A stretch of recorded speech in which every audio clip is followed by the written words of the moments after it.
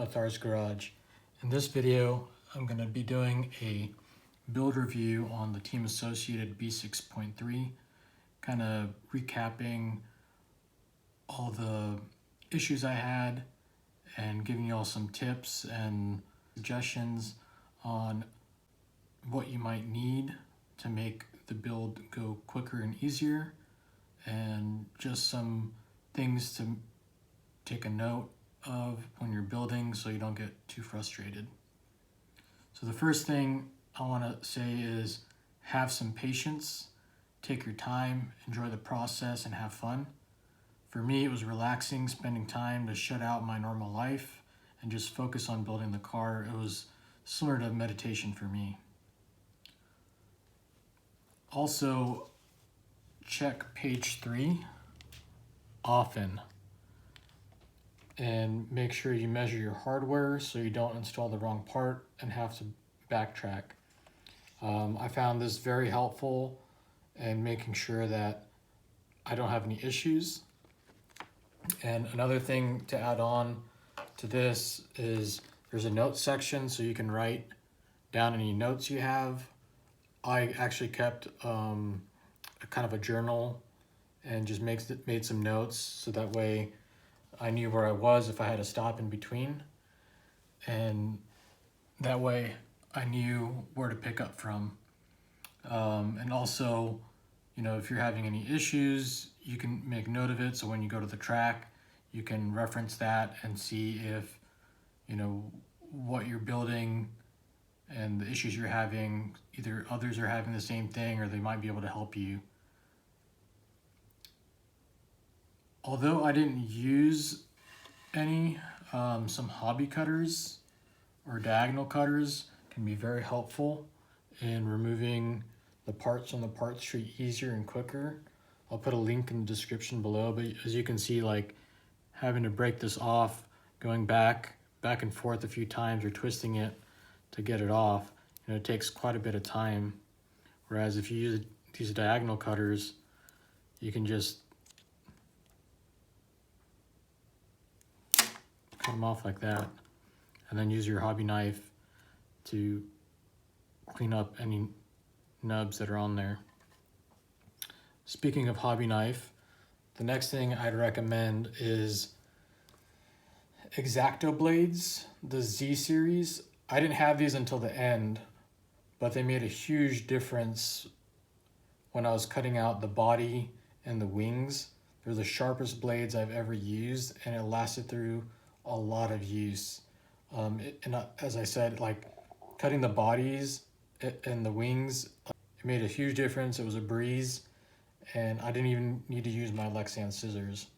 I'll put a link in the description below where you can get those. The Z batteries that I used, they had great punch. I didn't notice any fade even after driving for about 10 minutes. I'd highly recommend these. I think I bought 2 of them for like $78 when normally one battery is like $80 to $100, maybe even more, name brand. So try these out. I think they're worth it. I'm gonna keep running them and I'll report back if I have any issues. Another thing that kind of helped out and I thought was pretty neat, if you have a 3D printer, there's a 3D print for a pill holder. So you can put all your pills in this holder and organize them. Make sure I can get this on the camera. As you can see, like I have all the pills organized so that way they're not just in a box and just loose and then having to, shuffle around and try to find, a set that you need. So this is a nice way to organize them. And this whole thing pops off. You could put screws in the middle if you want to, or any spares.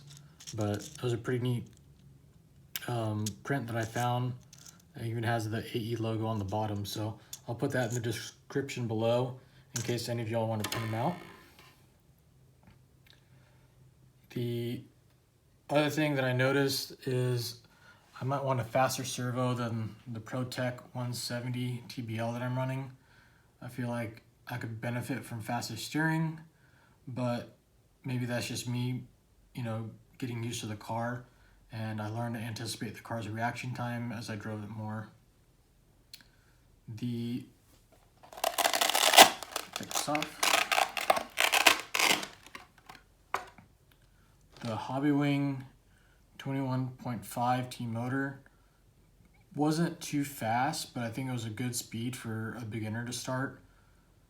I'm racing at Houston RC, and the track isn't very big, and I found that if I didn't set up for the jumps just right, I wouldn't clear the jumps and it would upset the car. I'd either land on a flat nose down, or I'd actually end up hitting the back end of the jump with the back of the car, and it would kind of kick it up. So I found it very interesting and challenging after discussing with one of the fast guys, since there is a fast line and a line that people use when they're defending their position. And it's just, I need more practice to be more consistent on the fast line. So I was practicing that as the day went on. Additionally, the motor did get very hot. So even after like 8 minutes of drive time, I could not put my finger and hold it on the motor. So I believe it definitely needs a fan. I'll be doing another video where I design and 3D print a fan mount, and I'll install my fan. The way the upper shocks mount on the front and rear, apparently that's normal for a team associated car. After talking to a bunch of people to make sure that I'm not the only one with this issue. And the spring being able to move at full droop on the kit setup, that could probably be fixed by setting the right height, and that's something that I didn't do. I just took it as it is, kit setup, and drove it. But at the track I'm at, most people are running either 13 millimeter up front and 14 millimeter in the back, or 14-14 in the front and rear, or 14 millimeters in the front and 15 millimeters in the back. So I designed and 3D printed a little ride height block. So you've got 13 millimeters on one side, 14 millimeters on this side, and 15 millimeters on this side. So this is if you don't have a gauge, this could be very helpful. So I'll put a link in the description below where you can find the 3D print file and print one for yourself. One of the fast guys was saying that the two-wheel drive buggy should have a rake to help with getting the weight over the front wheels for better steering. So I think I'll set up my car 14 up front and 15 in the rear, just to get a little bit higher than the 13-14 that people are running, and hoping that that might be a little bit more forgiving for me since I'm still kind of new to this. The tires I used were J-Concept twin pins in the rear and J-Concept swaggers in the front, and that's what we have to use for the spec class. I really enjoyed the tires. It provided plenty of grip. On the front straight, I could go full throttle and take that turn, no problem. Something I suggest, speaking of tires and wheels, is to add some Loctite on the wheel nuts, since they're not nylock nuts. So you don't want those backing off during a race, because that's very embarrassing. I've seen it happen, and nobody's happy when that happens.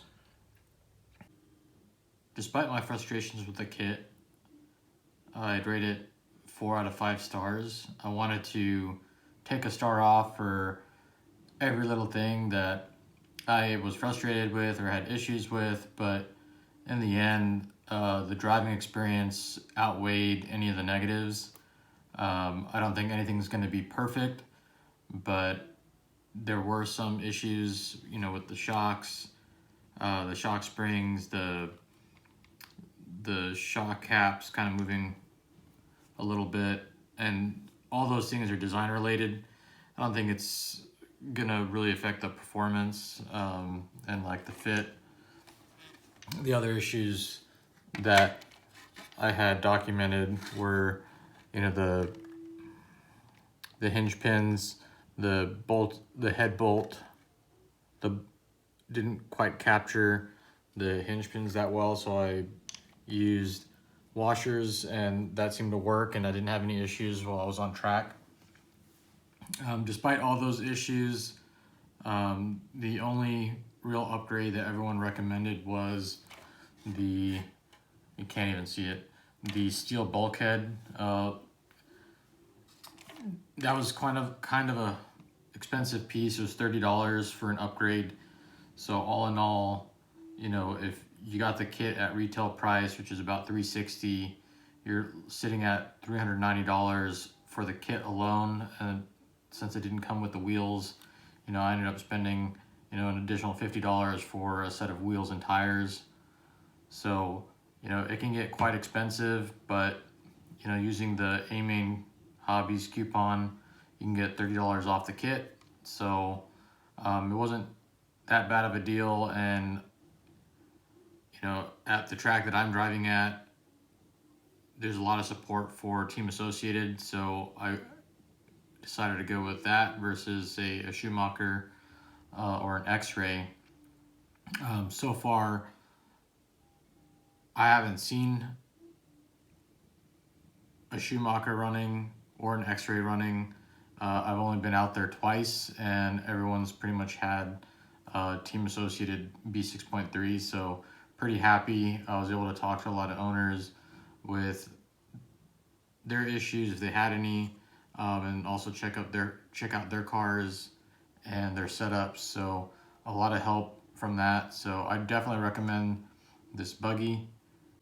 It was a pretty easy process to put it together, and you know, if you have any issues, please follow along in my videos and see if any of those things are addressed, or leave a comment down below and I'll try to help you all out. So I'd love for you guys to comment below if you have any suggestions for either the Team Associated B6.3 kit or tips in general that could be helpful to others in the RC community that are building kits. And I'd love to hear about your experiences with this kit, and if you have any setup tips that work for you that might be of help to me or others. And that's pretty much all I've got for the build review. Now enjoy some driving videos of the car's first time out.